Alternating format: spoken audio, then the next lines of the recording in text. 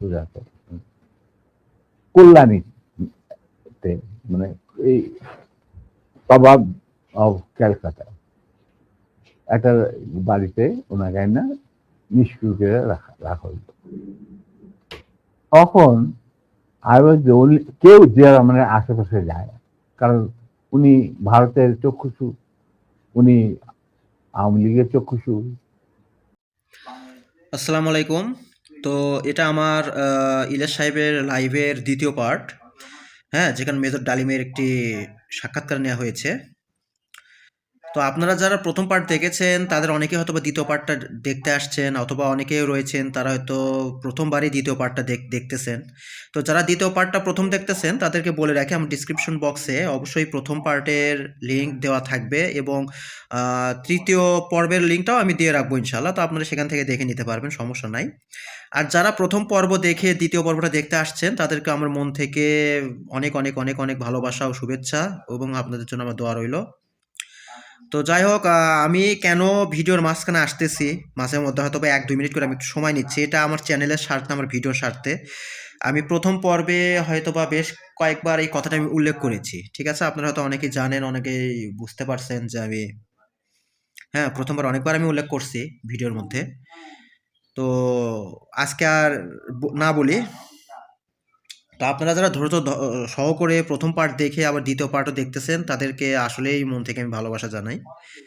তো যাই হোক, আপনারা একটু আমাকে সাপোর্ট কইরেন। আসলে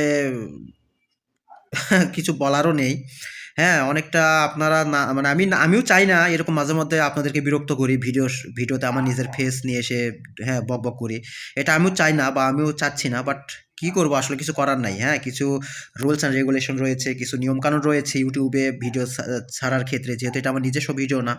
মানে লাইভটা আমার তো নিজে না, ওইটা হচ্ছিল ইলিয়াস সাহেব এবং মেজর ডালিম সাহেবের একটা খুবই, মানে একটা লেজেন্ডারি একটা লাইভ। তো অন্যের লাইভ, তো সেটা আমি নিজের পেজে, সরি, নিজের চ্যানেলে আমি আপলোড করতেছি। তো বুঝতে পারতেছেন একটু, মানে কম বেশি করে, বা কিছুটা এডিট করে, বা তার মধ্যে বাইরে থেকে কিছু ক্লিপ অ্যাড করে আসলে এগুলোকে যুক্ত করতে হয়। তা আমি সেটাই করে যাচ্ছি। তো দয়া করে আপনাদের কাছে আমার অনুরোধ থাকবে, আপনারা খারাপ লাগলে হ্যাঁ গালি দিয়েন, সমস্যা নাই। হ্যাঁ, বাট বেশি গালি দিয়েন না ভাই। কারণ আমার জায়গায় আপনারা থাকলে হয়তো বা সেম কাজটাই করতেন। তো ঠিক আছে, আমি হয়তো বা 1 থেকে 2 মিনিটের একটু করে, মানে ভিডিও দেওয়ার চেষ্টা করতেছি, বা করাই লাগবে আমাকে, না দিলেও না। তো অলরেডি আমার 2 মিনিট পার হয়ে চলে গিয়েছে। তো আপনাদেরকে অনেক ধন্যবাদ ধৈর্য ধরার জন্য। তো চলুন আমরা মেইন ভিডিওটা উপভোগ করি। আপনাদের ওই 25 বছরের পরিকল্পনাতেই কি শেখ মুজিবকে ক্ষমতাচ্যুত করার পরিকল্পনা ছিল? অবশ্যই। শেখ মুজিব কি? Sheikh Mujib was a major player to implement the Indian design over Bangladesh. কিভাবে তুমি দেশে মানে জাতীয়তাবাদী ভিত্তিতে নিজের সংস্কৃতি, নিজেদের ঐতিহ্য ভিত্তিতে, নিজেদের ধর্মীয় চেতনার ভিত্তিতে তুমি বাংলাদেশ বানাইবে কিভাবে? How it is possible? এটা তো, এই প্রশ্নটা তো আমার মনে হয় তোমার করাই উচিত ছিল না। এটা করার উচিত ছিল না কেন, এটা করলাম আপনার মুখ থেকে শোনানোর জন্য। এটা শুনলে হয়তো অনেকেই মনে করতে পারে, যেমন আওয়ামী লীগ হয়তো এটা নিয়ে কথা বলবে যে জিয়াউর রহমানও তাহলে তাকে ক্ষমতাচ্যুত। আমি কিন্তু এখানে হত্যা করার কথা বললাম, আমি বলেছি ক্ষমতাচ্যুত করার কথা জানতেন। He was a casualty. Right. He was a casualty in a conflict. It's a crossfire. Right. That's it. Right. তো এখন এই জায়গাতে শেখ মুজিবকে করার পরে আমি ব্যক্তিগতভাবে জিয়াউর রহমানের প্রতি আমার সম্মান একটু কমে নাই, কারণ ওইটা ছিল মেন কালপিট, এই শেখ মুজিব। তো তাকে তো সরাইতেই হবে এনিহাউ। আপনাকে সেটা, আমি তোমাকে একটা কথা বলবো। জি স্যার। যাতে আমি একজন মুসলমান হিসাবে বা একজন মানুষ হিসাবে, কেউ কোন, মানে মানুষ বা একজন মুসলমান হিসাবে আমি কাউকে জাতির পিতা, জাতির মাতা, জাতির ভগ্নী, জাতির ভাতিজা এগুলি আমি মানি না। এগুলি সঠিক বয়ান নয়। স্যার, আপনি তো সেক্টর কমান্ডার ছিলেন, মানে মানে বীর উত্তম ছিলেন একজন। এই প্রশ্নটা আমি শেষ করিনি। জি জি। আমরা এই যে সভ্য সমাজ তথাকথিত যেখান থেকে আমরা গণতন্ত্রের সবক নেই, যেখান থেকে আমরা মানবাধিকারের সবক নেই, যেখান থেকে আমরা শিখি হোয়াট ইজ ব্যক্তি স্বাধীনতা, বলার স্বাধীনতা, এই সমস্ত যারা যেখান থেকে আমরা সবক নেই সেই সমস্ত দেশে কি জাতির ফিতা, জাতির বাতা, এই সমস্ত আছে? বলো কোন দেশ আছে?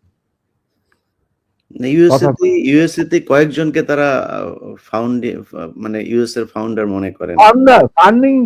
ফাউন্ডিং ফাদারও কেউ বলে না। Right.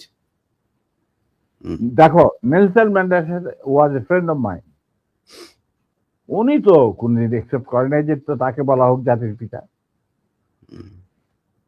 কেনিয়াটা, জম্মু কেনিয়াটা, ওনাকে তো জাতির পিতা বলা হয় না।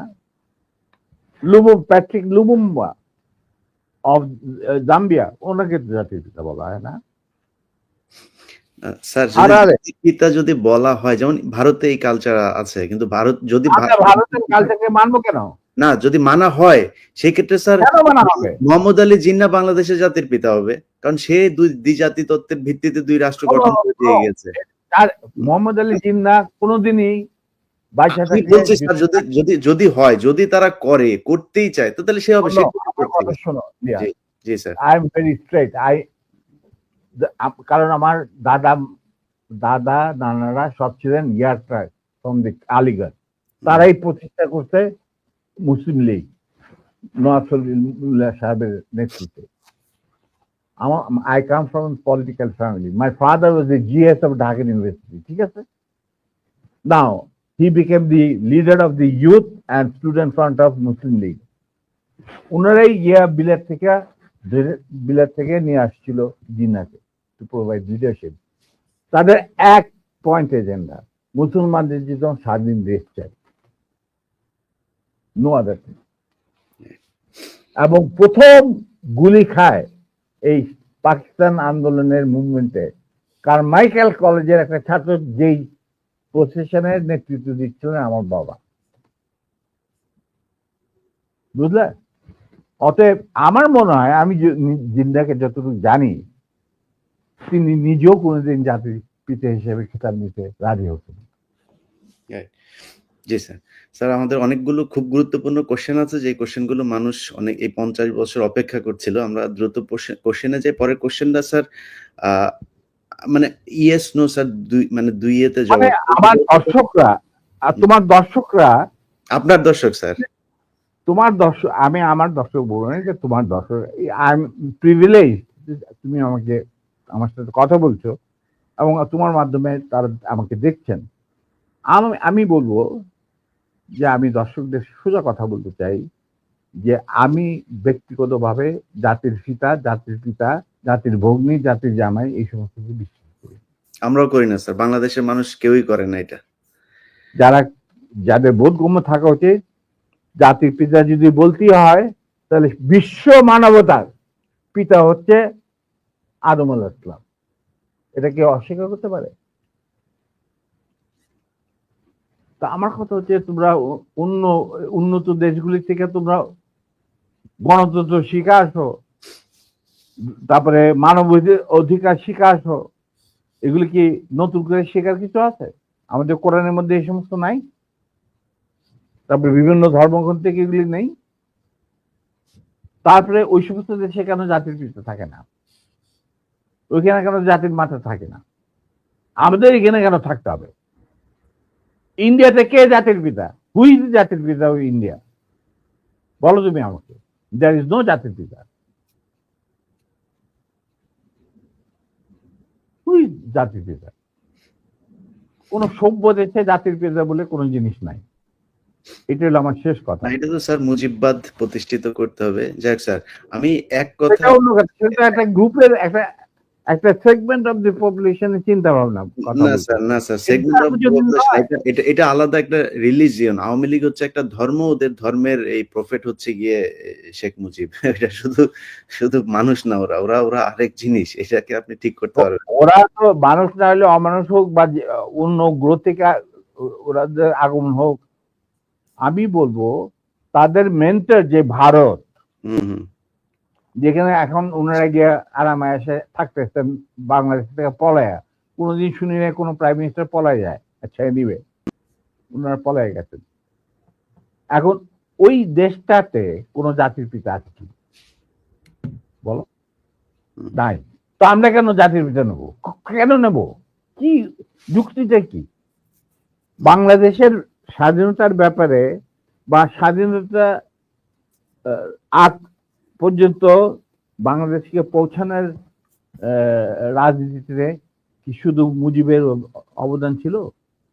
এখানে ভাসানীর নাম নিতে হবে না, ফজলুল হকের নাম নিতে হবে না, ফারুদ্দিন নাম নিতে হবে না? বলো তুমি আমি পরিষ্কার ভাবে। কেন তাহলে মুজিব কিভাবে জাতির পিতা হবে? একমাত্র মুজিবই কি বাংলাদেশের ঠিকাদার? না, আমি সেটা মনে করি না। মুজিব তো কোনোদিন স্বাধীনতা চাইনি বাংলাদেশের জন্য। He never wanted that Bangladesh should be independent. Agartala ষড়যন্ত্র মামলা টামলা এই সমস্ত আবল তাবল কথা বলে, কিচ্ছা বলে। আসল কিচ্ছা তো আগরতলা মানে স্বাধীনতার কথা সেনাবাহিনীর এক তরুণ অফিসার প্রথম চিন্তা করেছিল। তিনি ছিলেন flight commander, commander Wazem Hossain, Pakistan নেভির চৌকুশ অফিসার। জি স্যার, অনেক অনেক গুরুত্বপূর্ণ কথা আছে যেগুলো মানুষ শুনতে চায়, সেখানে যাই আমি। কথা হচ্ছে যে শোনো, যার যা প্রাপ্য তাকে সেটাই দিতে হবে, সেই মর্যাদা দিতে হবে, নাহলে এটা মুনাফিকি। না, আমি আপনার কাছ থেকে আমি ধারণা করছিলাম যে আপনি হয়তো শেখ মুজিব সম্পর্কে অনেক বাজেভাবে কথা বলবেন, কিন্তু আমি আপনার রেসপেক্ট এবং শালীনতা দেখে খুবই অভিভূত যে আপনি যথেষ্ট সম্মান নিয়ে আওয়ামী লীগের শেখা উচিত যে মেজর ডালিম সম্পর্কে তারা যা শুনেছে এতদিন, সে মেজর ডালিম একবারও শেখ মুজিব সম্পর্কে বাজে কোনো ভাষা বলে নাই বা তাকে নিয়ে কটাক্ষ করে কোনো কথা বলে নাই। যাই হোক, তো আমরাও স্যার এটাই বলে আসছি যে আমরা কাউকে অসম্মান করতে চাই না। আর একটা কথা শুনতে, এই কথাটা যখন তুমি বললেই, তাহলে আমার বইতে পরিষ্কার লেখা আছে মুজিব পরিবারের সাথে আমার কি সম্পর্ক ছিল। জি, ঠিক আছে, ব্যক্তিগতভাবে বা পারিবারিক ভাবে আমরা কিন্তু তার সাথে বিচ্ছেদ করি নাই। আমাদের যখন চাকরি থেকে বের করে দিলেন উনি পিওন আইনের মাধ্যমে, ওই যে বিচার করলেন গাজী গোলাম মোস্তফার ঘটনাকে কেন্দ্র করে, আমরা মেনে নিলাম। উনি নিজে রাখলেন আমাকে, নূরকে। স্যার এটা আমার এই কোশ্চেনটা তাহলে করে ফেলি। আপনার ওয়াইফ তো যাই হোক, ভিডিওর কোয়ালিটি অবশ্যই খুব খারাপ লাগতেছে আপনাদের কাছে, সাউন্ড কোয়ালিটি খুব একটা ভালো হয় নাই, আমি বুঝতে পারতেছি। আপনারা অনেকে হয়তো গালাগালি রাগারাগি করতেছেন। তো আমি যে বিষয়টা এখানে একটু বলা উচিত সেটা হচ্ছে যে আমি নিজে এটা 360 পিক্সেলের ভিডিও মানে ইলিয়াস সাহেবের চ্যানেল থেকে ডাউনলোড করেছি। আমি 720 বা 1080 পিক্সেলটা নিতে পারি নাই। এর পিছনে অনেকগুলো প্রতিবন্ধকতা ছিল বা বেশ কিছু কারণও ছিল। কারণ বড় ভিডিও নিলে আবার সেটা আমার এখান থেকে এডিট করতে একটু সমস্যা হয় আর কি, এটাও একটা কারণ ছিল।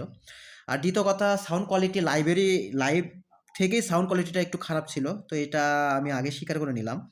তো যে জন্য আমার কাছে আসলে সাউন্ডটাকে ভালো করার কোনো অপশন ছিল না। হ্যাঁ, হয়তো কিছু সফটওয়্যারের মাধ্যমে করা যায়, তাতে করে হয়তো বা সাউন্ডের কোয়ালিটি ভালো হয়তো একটু হইতো, বাট হয়তো বা আপনারা শুনে হয়তো কণ্ঠটা একটু বিগড়ে যেতে পারতো।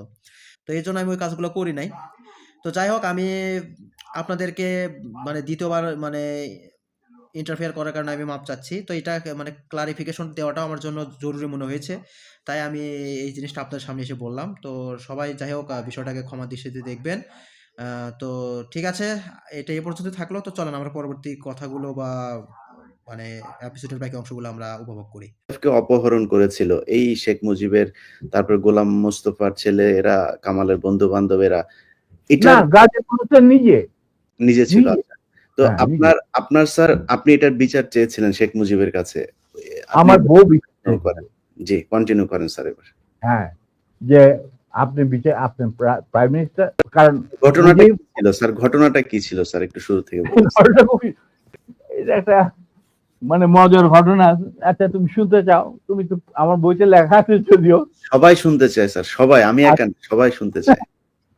ঘটনাটা হচ্ছে, আমার এক খালাতো বোন, তার নাম তাহমিনা। তার বিয়ে ঠিক করেছিলাম আমি আর নিম্মি কর্নেল রেজার সাথে, যে আমাদের চেয়ে জুনিয়র চাকরি। তার সাথে বিয়ে হবে, অনুষ্ঠান হবে লেডিস ক্লাবে। তো দুপক্ষেই আমাদের পরিচিত, অতএব আমরা হলাম রায় মিডিয়া। ঠিক আছে, ঠিক আছে। তখন আমরা কি করলাম, সমস্ত অ্যারেঞ্জমেন্ট আমাদের উপরে দায়িত্ব আসলো। তো কাকে রাখি আর কাকে বাদ দেই, এত মানুষের সাথে পরিচিতি। তো আমরা যাই হোক বেশ ভালোই, প্রায় 2-3 হাজার লোকের মতো লোক ইনভাইট করা হলো দুই তরফে। চলছে বিয়ার আসর। তখন আমার একমাত্র শালা, যার নাম বাপ্পি,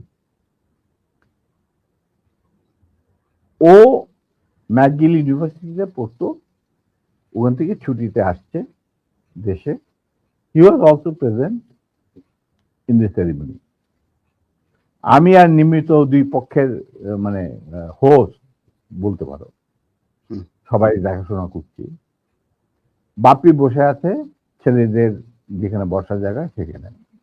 তখন লম্বা চুলের একটা ফ্যাশন ছিল আর he has just come from Canada, তো লম্বা চুল, and he had beautiful hair and he was a handsome man. আমার মতো এত খারাপ চেহারার লোক ছিল না। ওটা ওই অনুষ্ঠানের শেষ হওয়ার আগে বলবো স্যার, জি বলেন। আচ্ছা, তারপর তোমার ও বসেছিল অন্যান্য গেস্টদের সাথে। তার পিছনের রোতে গাজী গোলাম Mustafa and his wife was also invited in that function from the other side, not from our side, মানে ছেলে পক্ষের। বুঝতে পেরেছি। তো গাজী গোলাম মুস্তফার ছেলেরা আর তার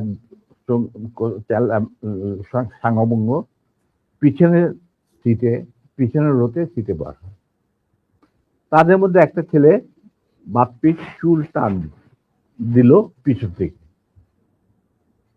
তো বাপ্পির পিছনে, ভদ্র মানুষ, বিদেশে থাকে, বিদেশে বড় হয়েছে, পিছিয়ে বললো, কিছু বলে নাই, সামনে আবার ওরা চুল টান দিল।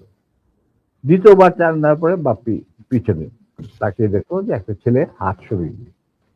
তখন বলে যে তুমি চুল টান দিয়েছ? বলে হ্যাঁ। বলে কি কেন? আমরা দেখছিলাম যে এত সুন্দর চুল, এটা কি পরচুলা না আসল? আচ্ছা চিন্তা কর। সে তখন ইউনিভার্সিটিতে পড়ে, আর এই পুচকে ছেলে তখন মধ্যে স্কুলেও পড়ে না, বা স্কুলে 6-7 ক্লাস হবে। তখন বাপি বলে, বেয়াদব ছেলে, তুমি আর এখানে বসবে না, তুমি অন্য কোথাও গিয়ে বস। ওরা বেরিয়ে চলে গেল। আমরা কিন্তু কিছুই জানি না, মানে আমি আর নিমি এত ব্যস্ত, দুই পক্ষকে দেখাশোনা, খাওয়া দাওয়া চলছে। হঠাৎ দেখলাম দুটা মাইক্রোবাস, রেড ক্রসের, আর একটা গাড়ি, গাড়ি, সবুজ রঙ গাড়ি আগে, পিছনের দিকে মাইক্রোবাস। মাইন্ড ইউ, তখন কিন্তু আমার নিজের personal security guard with wireless মজুদ লেডিস ক্লাবে। আমি তখন কুমিল্লা থেকে আসছি বিয়ের জন্য। তো ন্যাচারালি আমাদের গার্ড নিয়ে চলাফেরা, এটা তো আর্মির নিয়ম, এটা তুমি জানো।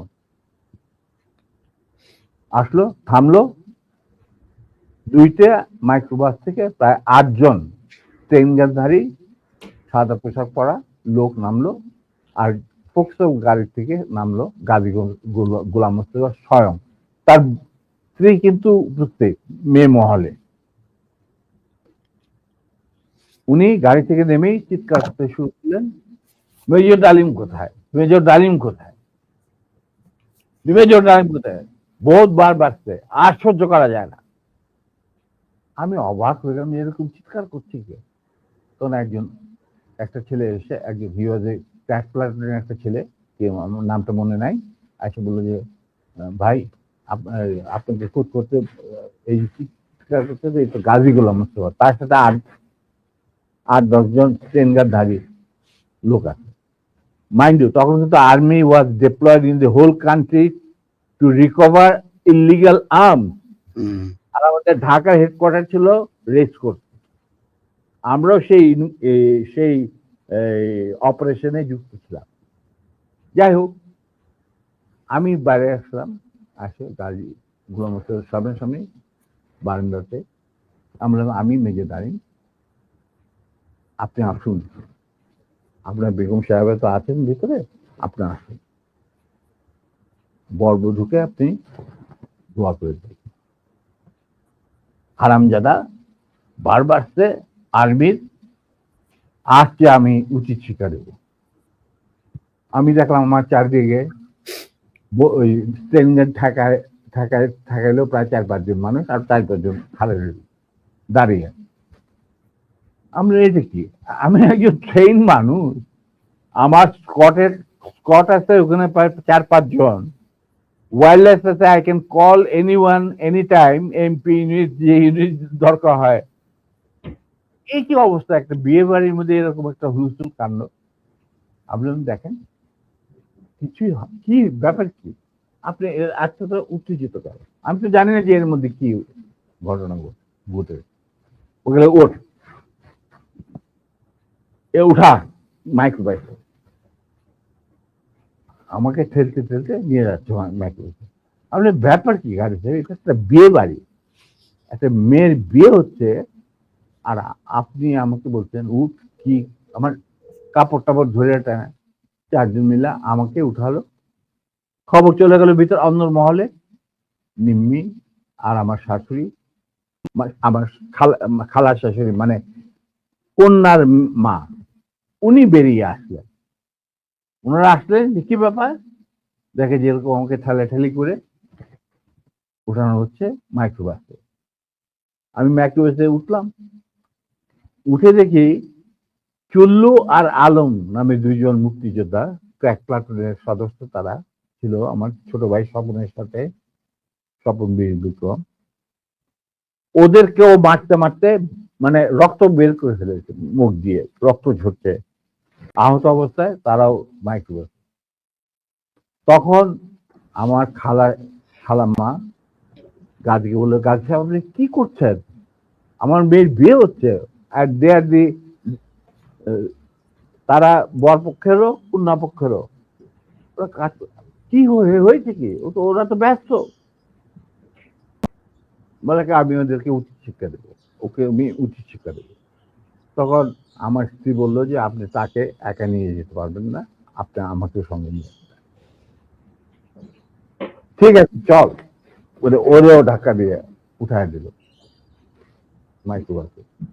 তখন আমার খালা বললেন, গাজী সাহেব আপনি কিন্তু বাড়াবাড়ি করছেন, ঠিক আছে, যেখানে আপনি নিয়ে যেতে চান আমিও যাবো সাথে। গাজী কি স্যার তখন ঢাকা আওয়ামী লীগের সভাপতি নাকি? তখন সে আওয়ামী লীগের সভাপতি নয়, he was also the chairman of the Red Cross. আচ্ছা, আচ্ছা, হুম। বুঝতে পারলা? শেখ মুজিবের সবচেয়ে প্রিয় লোক সে তখন। সে ঢাকার মধ্যে মানে ঢাকা শহরে সে হলো মুজিবের সবচেয়ে বড় লাঠের সর্দার। অশিক্ষিত মূর্খ মানুষ সাধারণত রেড ক্রসের চেয়ারম্যান হয় না,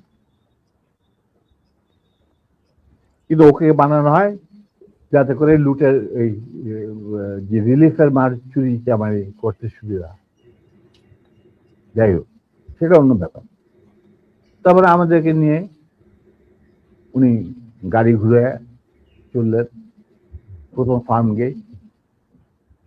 গেট দিয়ে ভিতরে ঢোকার পরে আমি দেখলাম যে আরে সম্পূর্ণ কোথায় চাচ্ছে, লক্ষ্মীবাড়ি ক্যাম্পে নাকি।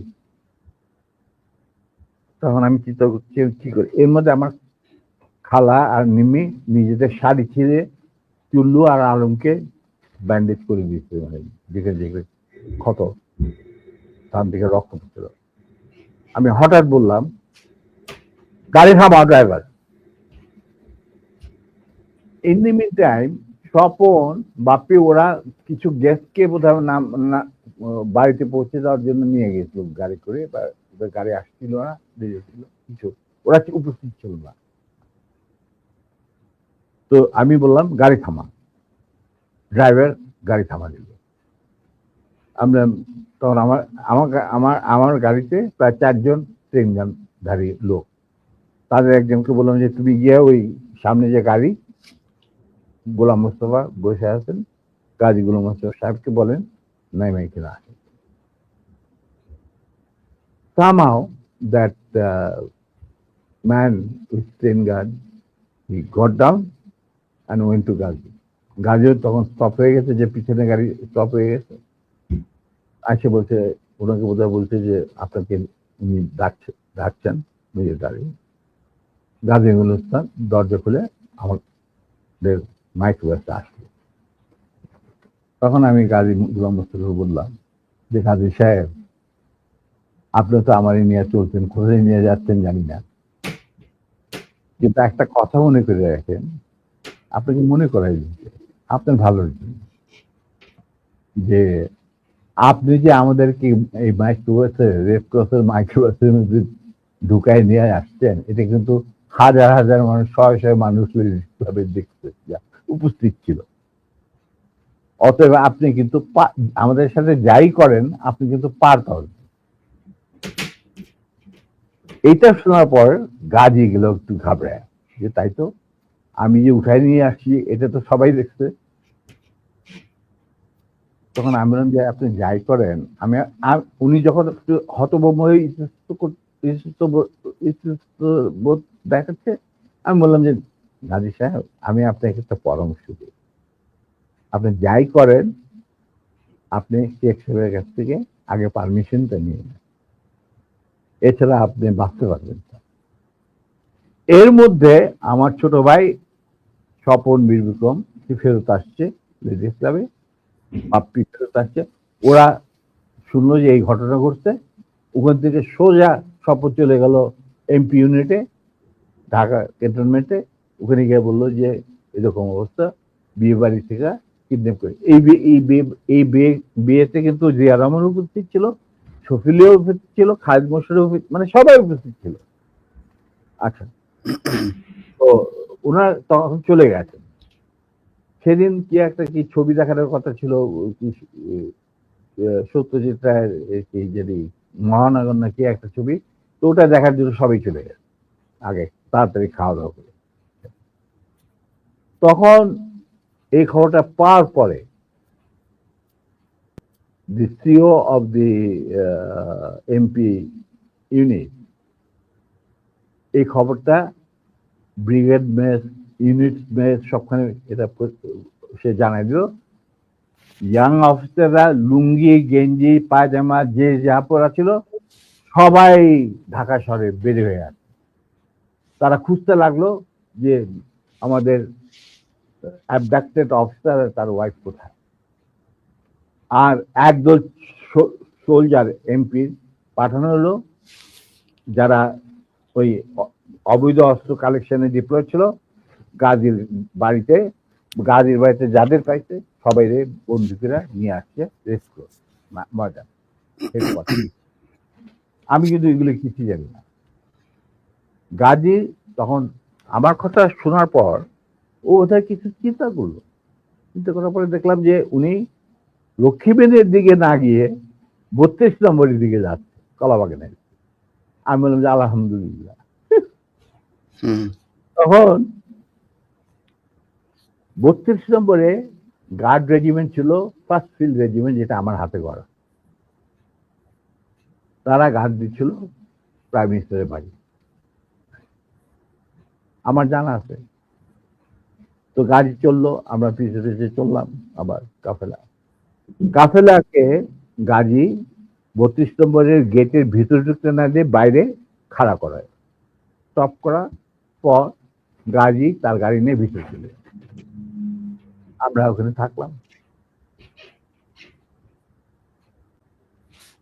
ইতিমধ্যে যখন এরকম সারা আর্মি ডিপ্লয়মেন্ট যারা ডিপ্লয় ছিল তারা যখন গাড়ির পরিবার ধরে নিয়ে আসছে, আর সবখানে ব্যারিকেড দিয়ে চেক করা হচ্ছে প্রত্যেকটা গাড়ি যে আমাদের মিসিং অফিসার তার স্ত্রী কোথায় আছে কিনা, যাতে ঢাকার বাইরে না যেতে পারে। এই হুলস্থুল চলছে। আমাদের তখন রেসকোর্সের কমান্ডার ছিলেন major movement, CO first lancer. তো উনি মেজর মুভমেন্ট ছিলেন অপারেশন ইনচার্জ, পরে লেফটেন্যান্ট কর্নেল। আচ্ছা, যাই হোক, তখন আমরা বললাম যে গাড়ি ভিতরে গেল, কি বলবে। ঠিক সেই সময় দেখলাম একটা সাদা টয়োটা গাড়ি আসলো, ড্রাইভিং সিটে বসে স্বপন, পাশে বসে আমার বোনের জামাই লিটু, আবুল খায়ের লিটু, যে নাকি বেঙ্গল গ্রুপের মালিক, বিরাট ধনী ব্যবসায়ী। ওই সালমান রহমান তোমানের সাথে সবাই একটা। যাই হোক, ওরা দুজন, আর এসপি মাহবুব সঙ্গে। এসপি মাহবুব ছিল মুজিবের খুবই বিশ্বস্ত একজন কিলার, মানে তাকে যে সমস্ত এই মানুষ মারা টারা হতো আর কি। ঢাকা জেলার SP. SP Mahbub, not major. He was given during the war he was given rank of a captain. Mahbub was a good friend of mine, and anyway, ওদের গাড়ি যখন আসলো, আর গাড়ি থেকে পরে আমি এই গল্প মাহবুবের কাছে শুনছি যে স্বপন এই ক্যান্টনমেন্টে জানানোর পর সে চলে গেল মাহবুবের বাসা। মাহবুবের কিন্তু সেই বিয়েতে আসার কথা। তো সে ওয়্যারলেসে জানাইছে যে আমি মানিকগঞ্জ থেকে ফিরছি, খুব সহসাই আমি বিয়ে বাড়িতে আসছি, তো আমার দেরি হবে। তো স্বপন চলে গেছে তার বাসায়। সে তাকে মিন্টন রোডে, মানে ক্লাস 1 গ্যাজেটেড অফিসারদের জন্য একটা এনক্লেভ আছে, তুমি হয়তো জানো, দেখেছো কিনা জানি না। তখন বাংলো ছিল, এখন বোধহয় মাল্টিপ্লেক্স ফ্ল্যাট, ওই ইন্টারকনের সাথে। তো সেখানে মাহবুব থাকতো একটা। তো ফ্ল্যাটে লিটু আর স্বপন গিয়ে উপস্থিত হয়েছে। ঠিক সেই মুহূর্তে Mahbub was getting ready to come to marriage ceremony. Manikganj থেকে ফিরে আসছে। উপরে এটা দেখা যায় মাহবুব কাপড় টাপড় পরতে, চুল আছে। তখন লিটু আর স্বপনকে দেখে বললো যে কি ব্যাপার, তোমরা এখানে কেন? আমি তো আসছি, আমি তো বলছি, তোমাদের জানাইছি, আমার অফিস থেকে জানানো হয়নি যে আমি দেরি হবে মানিকগঞ্জ। হ্যাঁ, কিন্তু মাহবুব এক ঘটনা ঘটছে। বলে কি ঘটনা? যে নিম্মি আর ডালিমকে উঠায় নিয়ে গেছে গাজী গরম বিয়ে বাড়ি থেকে। কোথায় নিয়ে গেছে, কি হয়েছে জানি না, তবে তার পরিবারের সবাই এখন অ্যারেস্ট করা হয়েছে। তারা সব ওই সাউদি উদ্যানে আছে, মানে রেস্ট করছে। আর্মি সারা ঢাকা শহরে ছড়ায় পড়ছে। তার প্রত্যেকটা গাড়ি চেক করতেছে যে looking for the missing officer and abducted officer and his wife.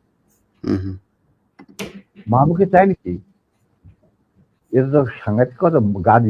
গাড়িতে তো বিশ্বাস করা যায় না বলে সে রেড টেলিফোন করতে, মানে হাত দিতে গেছে, রেড টেলিফোন বেজে উঠছে। কে? শেখ মুজিব। ফোন মাহবুব। তো উঠাইছে, কে বলছে? আমি মাহবুব বলছি। বলে যে আমি প্রাইম মিনিস্টার মুজিবুর রহমান। বলে কি? জি স্যার বলেন। বলে কি তুই ইমিডিয়েটলি আমার বাসায়। এর মধ্যে chief of staff, deputy chief of staff, CGS, Khalid Mosharraf, এদেরকে ডাকানো হয়েছে। এরাও আসছেন। মেজর কর্নেল নুরুজ্জামান, রকিবানী চিফ, এরা উপস্থিত আসছেন সবাই। জিয়া রহমান অলসো কেম, ডেপুটি চিফ। আচ্ছা, মাহবুব তখন বলে চলো। তখন লিটুদের গাড়িতে বসেই ও চলে আসলো। তো ওই গাড়িটা যখন গেল, গাড়ির নাম্বার দেখে আমি বুঝলাম যে উই আর সেফ, আমাদের মারবে না। কারণ এরা যখন এসে উপস্থিত হয়েছে, তার মানে things will be under control। আর সারা দেশে কি হচ্ছে এগুলো কিন্তু জানি না, মানে সারা ঢাকা শহরে। তখন গেটের সামনে থামলো, ওটা থেকে মাহবুব নামলো, স্বপন আর লিটু গাড়ি নিয়ে দূরে গিয়ে সামনে ব্রিজের কাছে থামলো, গাছের ছায়া নিচ্ছে। আমরা যে মাইক্রো বাসে আছি ওটা কিন্তু ওরা জানে না। মাহবুব চলে গেল ভিতরে। ইন দি মিনটা আমি চিন্তা করছি যে আমি কি করব, কি করা উচিত। আমার ফার্স্ট ফিল্ডের রেজিমেন্টের লোকেরা মুজিবের গার্ড রেজিমেন্ট হিসেবে তখন নিয়োজিত। আমি যদি একটা আওয়াজ দেই তখন তো তারা সমস্ত ব্যারেল ঘুরাই দেবে, কিন্তু এর মধ্যে একটা ক্রস ফায়ারের সিচুয়েশনে কে মরবে কে বাঁচবে এটাও তো একটা সমস্যা। এটা বোধ হয় ঠিক হবে না। যেহেতু মাহবুব ভিতরে গেছে, লেটস সি হোয়াট হ্যাপেন। কিছুক্ষণের মধ্যেই মাহবুব, আমি দেখলাম যে মাহবুব না, শেখ কামাল, রেহানা, তারপরে শেখ জামাল, বেগম মুজিব নিচে গেটের বাইরে এসে আমাদেরকে খালাম্মা টালাম্মা চলার অসুবিধা, মানে রক্তাক্ত চুল্লু ওদের দেখে তো ওরা ঘাবড়ায় গেছে। তারপরে নিম্মির অবস্থা তো ভিতর নিয়ে আমাদের ভিতর নিয়ে গেল। তখন ভিতর না যাবো দেখলাম সিটিং রুমে প্রথম আমাকে ডাকলেন মুজিবুর রহমান আর আমার নিম্মিকে। তো রেহানারা সব ওখানে দাঁড়ায় রইল, মিসেস মুজিব দাঁড়ায় রইলেন, আমরা ভিতরে গেলাম। গিয়ে দেখে সব মজলিস বসে আছে, chief of staff, deputy chief staff, CGS and all that. তখন এর মধ্যে গাজী মোহাম্মদ স্যার বাসা থেকে ফোন আসছে প্রাইম মিনিস্টারের কাছে যে বাড়ির সবাই ধরে নিয়ে গেছে আর্মি। যতক্ষণ পর্যন্ত আমাদের অফিসার লেডি ওয়াইফকে না পাওয়া যাবে আমরা কাউকে ছাড়বো না। আর ওই গার্মেন্ট 17 দিন যে গার্মেন্ট গিয়েছিল মাইক্রোবাসে, এই খবর শুনা গাজীরও মুখ শুকায় গেছে, মুজিবুর রহমানেরও মুখ শুকায় গেছে, যার জন্য এই সবাইকে ডেকে নিয়ে আসে, জিয়াউর রহমান, শফিউল্লাহ, খালেদ মোশাররফ। আচ্ছা, তো মুরলী বুদ্ধি আর কি। আমরা ঢুকতেই নিম্মিকে জড়ায় ধরলেন মুজিবুর রহমান, মা তুই কাঁদিস না, তুই কাঁদিস না, আমি এটার বিচার করবো। এই হারামজাদা গাজী, তুই করছিস কি? এটা কি করলি তুই? যা ওর পা ধরে মাপচা। আমার বউয়ের পা ধরে মাপচা। গাজী একটু অগ্রসর হওয়ার পর আমার বউ বলল, নিজের চপ্পল খুলে বলল, খবরদার, তুমি আমার ক্ষমা পাওয়ার যোগ্য নয়, আমি তোমাকে ক্ষমা করতে পারবো না, তুমি পিছিয়ে যাও। মুজিব আর বাকিরা তো সব চুপ করে বসে, আমি চুপ করে দাঁড়িয়ে। তখন বলতেছে মা, আবার মুজিব আমার বউ নিম্মিক জড়ে ধরে বললো, মা আমি এর উপযুক্ত বিচার করব, তুই আমার ভরসা রাখ। তখন আমার বউ বলছিল, নিম্মি বলছিল যে চাচা, যাদের রক্তের উপরে আপনি আজ দেশের প্রধানমন্ত্রী, তাদেরই আজকে রক্ত ঝরাইতে হয় স্বাধীন দেশে গাজীর মতো একটা কম্বল চোরের হাতে। এর বিচার আপনি কি করবেন? আমি বিচার আল্লাহর কাছে, আল্লাহ তার বিচার করবে, আমি আপনার কাছে কোনো বিচার চাই না। তখন আবার বেগম মুজিব ওদেরকে উপরে নিয়ে যা।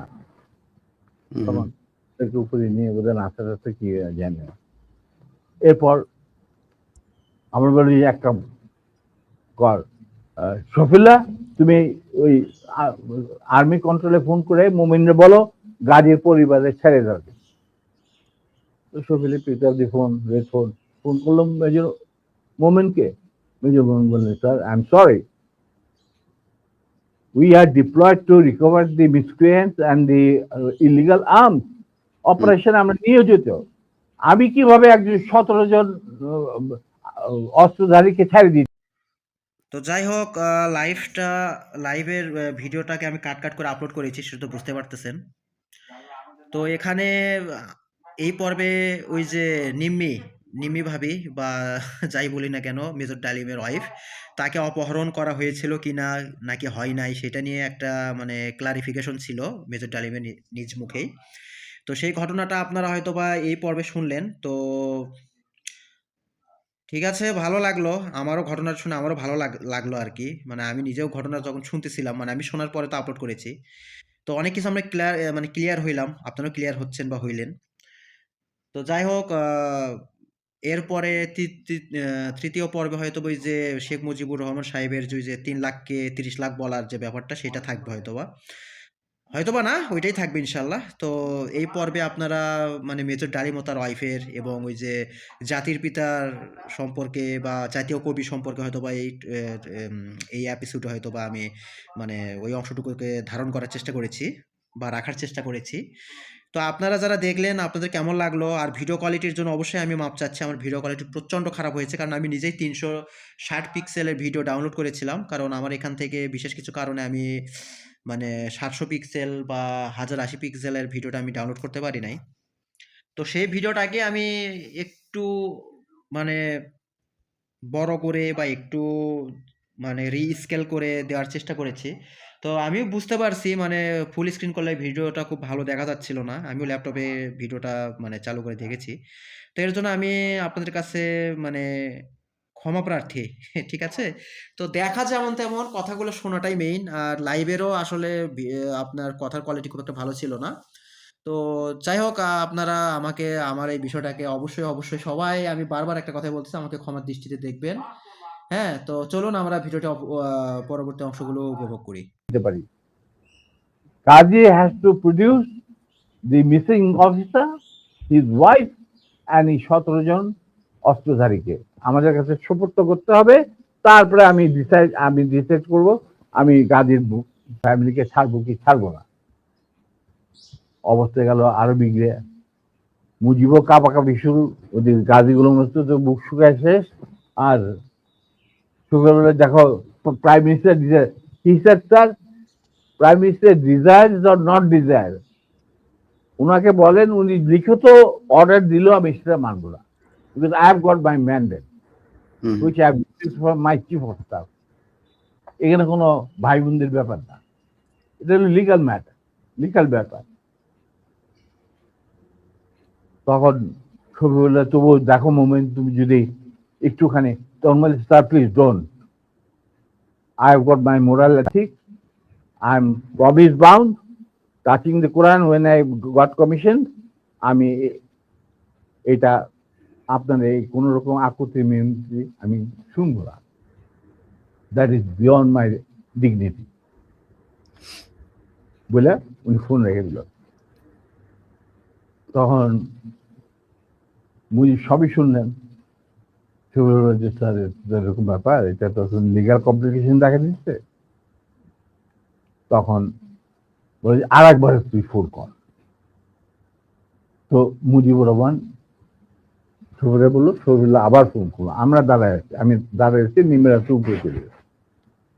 ফোন করার পরে শহীদুল্লাহ হলো যে লোক moment, I request you once again please. তখন মুজিবুর রহমানকে দে আমারে দে। উনি ফোন নিয়ে বললেন মেজর মোমেন্টকে যে মোমেন্ট আমি মুজিব বলছি। He said, sir, I have no time. I am running a big operation and I'm the commander. I'm sending one of my officers to your residence. He will explain whatever I have got to say. So he dropped the phone. মুজিবের মুখ শুকিয়ে গেল। এখানে যারা বসা জিয়া রহমান আর খালেদ মোশাররফ, নুরুজ্জামান, এরা সব করে বসে সফিল্লাহ কি করা যাবে। Within 5 minutes Captain Shahid arrived. He was from cavalry and he was a friend of mine during the student days. আমরা একসাথে কন্টেম্পোরারি ইউনিভার্সিটিতে ছিলাম আর কি। ও হলো তোমার কি বলে এটা লালবাগের ছেলে, আমরা ছিলাম মালিবাগ। যাই হোক, ও আমরা দোস্ত, মানে বন্ধু। তো ক্যাপ্টেন, হি ওয়াজ এ রিপ্যাট্রিয়েটেড অফিসার এনিওয়ে। তো শহীদ আসছে, আসার পরে তখন মুজিবুর রহমানের এবং আদালতের সামনে শহীদ বলেছে, sir, I have been ordered to come and convey the message loud and clear to you that it is a legal matter. Ghazi has violated the Prime Minister's order on which army has been deployed over the whole country, and he had abducted an officer in uniform and his wife while he himself is engaged in this operation along with 17 gunmen in the Red Cross microbus. Now, যেহেতু আমরা diploid আছি to recover the illegal arms, the commander said, no way, Ghazi and these 17 people has to be surrendered to him, and then legal proceedings will start according to the law. দেশে emergency চলছে, আমাদেরকে prime minister খুব ঝুঁকিপূর্ণ দায়িত্ব দিয়েছেন, আমরা আমাদের যথাসাধ্য চেষ্টা করে যাচ্ছি। তখন বলে স্যার, আমার আর কিছু বলার নেই, আপনার যদি কিছু বলার থাকে আমাকে বলা হয়েছে শুনে আমাদের কমান্ডারকে জানান। না, ঠিক আছে, তুমি যাও বাবা। তো শহীদ চলে গেল। এরপর শেখ মুজিব আমাকে বললো, তুই মাফ করে দে। আমি স্যার, আমি তো বললাম। স্যার, শেখ মুজিবকে কাউকে বোধহয় আপনি মানে অফিসিয়াল কোনো এগুলি মানতেন না, আমাকে তুই করে বলতো, কারণ আমার একটা পারিবারিক সম্পর্ক ছিল তো। না, উনি তো মাহবুবকেও তুই করে বলতো, গোলাম মোস্তফাকেও তুই করে বলতো, শফিউল্লাহকেও আমি জানি না, কিন্তু আমাকে উনি তুই করে বলতেন। আমি তো রোববার থেকে যে কোনো সময় গিয়ে ডাক্তার যাইতাম, খাবার খাইতাম বসে। কই মাছ পছন্দ করতেন, ওই ওনার চৌবাচ্চা সবসময় বড় বড় কই মাছ থাকতো, আরামসে খাইতাম, চলন বিলে কই মাছ, কোনো অসুবিধা নেই। আমার তো গতিবিধি ছিল খুবই খোলা, মানে আমি যে কোনো সময় যাইতে পারতাম, যে কোনো সময় ডাকলেই চলে যেতাম। উনি প্রায় ডাকতেন আমাকে আর্মির খবর নেওয়ার জন্য। তো এখন উনি বললেন, ঠিক আছে ধরেন যা, আমি বিচার করব। আমি স্যার ভেরি গুড। তো এই আমার গাড়ি বাইক করে ওরা বাসায় পৌঁছে দিয়ে, ওরা নিবে এদেরকে বাসায় পৌঁছে, মানে মার্সিডিজ। আমি স্যার নট নিডেড, বাইরে স্বপন আছে, আরো 2-4 দিনের মধ্যে আসে পড়তে, গাড়ির কোনো অভাব নাই, আমরা চলে যাব, আপনার গাড়ি দেওয়ার দরকার নেই। বলে না, শোনো এক কাজ, গাড়ি গুলো আরামদাদা, তুই যাবি এদের সাথে বিহার, বাকি কাজ যে সম্পূর্ণ হয় নাই সেটা সম্পূর্ণ করার সম্পাদন করার জন্য। নিমি বলল, খবরদার, তুমি আর লেডিস ক্লাবে ঢুকার তোমার কোনো অধিকার নাই, তুমি সেটা লস, তুমি যাবে না, ইউ উইল নট গো। তখন চুপ, তোমরা চলে যাই। আমরা চলে আসলাম। আসার পরে কন্যা সম্প্রদানের যে বাকি কতগুলি থাকে না রকম রকম, ওই সমস্ত সম্প্রদান করা হইল। এরপরে 2 দিন পরে আমি কুমিল্লা ফিরে চলে আসবো। হঠাৎ শেখ মুজিবুর রহমান সাহেব ডাকলেন চিফ অফ স্টাফ শফিউল্লাহকে। ডাকার পরে কি কথা ছিল জানি না, উনি ফেরত এসে বললেন যে, Dalim, you can go back to Comilla now, you too তোমার একটা তোমার নিমের ঘটনাকে নিয়ে এর মধ্যে তো অনেক গোলমাল হয়েছে। এটা আমার বইটা আছে, যে কি অবস্থা আর্মির মধ্যে, উত্তেজনা না, অল দিস থিংস, এগুলো আমি ডিটেলসে যাচ্ছি না। উনি বললেন যে একটা কোর্ট অফ ইনকোয়ারি করতে হবে। আজব ব্যাপার, দোষ করলো গাজী, কোর্ট অফ ইনকোয়ারি হচ্ছে আমার। তা আমি বললাম যে ঠিক আছে স্যার, কোর্ট অফ ইনকোয়ারি করতে করেন। তো যাই হোক, দ্বিতীয় পর্ব শেষ হয়ে গেল আজকে। তো দ্বিতীয় পর্ব শেষে আমি আপনাদের সামনে আবার হাজির হলাম, মানে উপসংহার হিসেবে। তো আমি জানি আপনারা আমার চেহারা দেখলে বারবার রাগ হন, ক্ষুব্ধ হন।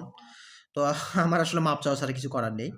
আর কেন আসতেছি, কি জন্য আপনাদের সামনে এভাবে আসতেছি লাইভের মানে এই মানে এপিসোডের মধ্যে, এগুলোর কারণ আপনারা যারা আমার প্রথম পর্ব দেখেছেন বা এই পর্বটাও ভালোভাবে দেখেছেন, হ্যাঁ, তারা হয়তো বা উপলব্ধি করতেই পারছেন, বা তারা হয়তো মেইন কারণটা জানেন, এই কারণ মানে কেন এরকম হচ্ছে।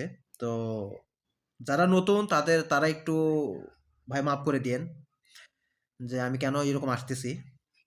তো যাই হোক, এটা কিন্তু দ্বিতীয় পর্ব শেষ হলো। আমরা তৃতীয় পর্ব হয়তোবা আমি আজকে না হলেও হয়তোবা কালকে আপলোড করব। তো তৃতীয় পর্বের যারা এই তৃতীয় পর্ব দেখতেছেন, শেষ পর্যন্ত আসছেন, তাদের জন্য বলে রাখি আমার তৃতীয় পর্বের লিঙ্কটা, তৃতীয় পর্বের লিঙ্কটা আমার ডিসক্রিপশন বক্সে থাকবে, এবং প্রথম পর্বের লিঙ্কটাও থাকবে। এবং সাধারণ ইলিয়াস সাহেবের যেটা মেইন ভিডিও ছিল সেটার লিঙ্কও দেওয়া থাকবে, কারণ কোয়ার্টেসি হিসেবে মানে মেইন ভিডিওর কপিরাইটার হিসেবে অবশ্যই তার ইয়েটা আমাদেরকে দিতে হবে। এটা আমি না, যারা এগুলো অন্যের ভিডিও ছাড়ে তাদের প্রত্যেকেরই এটা একটা রুলস অ্যান্ড রেগুলেশন এবং একটা নিয়ম ইউটিউবের। হ্যাঁ, এটা দিতে হয়, তারা ছাড়া কপিরাইটের ব্যাপারটা তো থাকবেই।